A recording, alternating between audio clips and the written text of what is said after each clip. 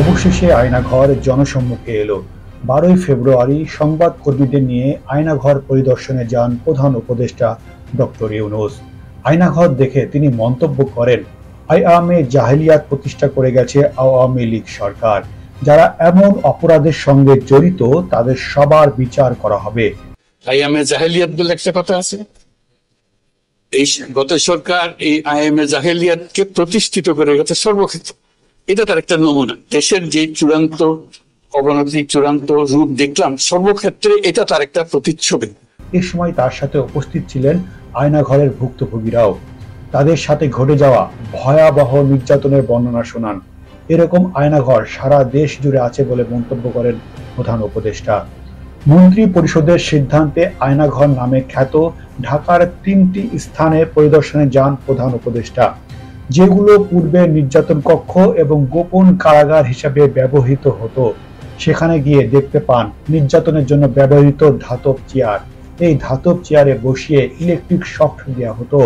ছোট ছোট কুঠরি ঘর দেখতে পান, যেখানে গুম করে বন্দী করে রাখা হতো ভুক্তভোগীদের।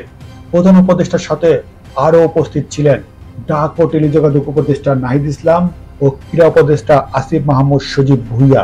আসিফ মাহমুদ একটি কক্ষ দেখিয়ে বলেন, আমাকে 20 থেকে 24 জুলাই পর্যন্ত আয়নাঘরের এই কক্ষে গুম করে রাখা হয়েছিল। নাহিদ ভাইকেও রাখা হয়েছিল একই ভবনের অন্য একটি সেলে। দেয়ালের স্ট্রাকচার দেখে চিনতে পেরেছি। দেয়ালের ছিদ্রগুলোতে এক্সস্ট ফ্যান ছিল।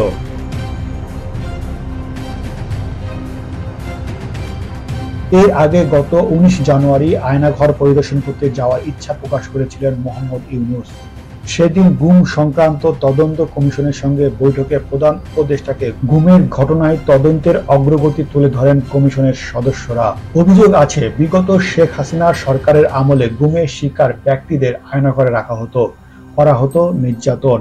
5 আগস্ট হাসিনা সরকারের পতনের পর গঠন করা হয় গুম কমিশন।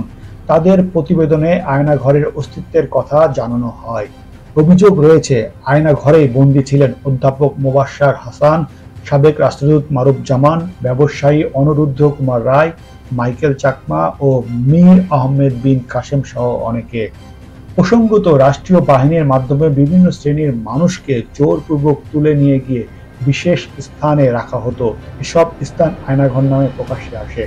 গুম হওয়া ব্যক্তিদের অনেকে শেখ হাসিনা সরকারের ক্ষমতা চুক্তির পর আয়নাঘর থেকে ফিরে আসেন পরিবারের কাছে। তাদের বয়ানে প্রথম উঠে আসে আয়নাঘরের ভয়াবহতা।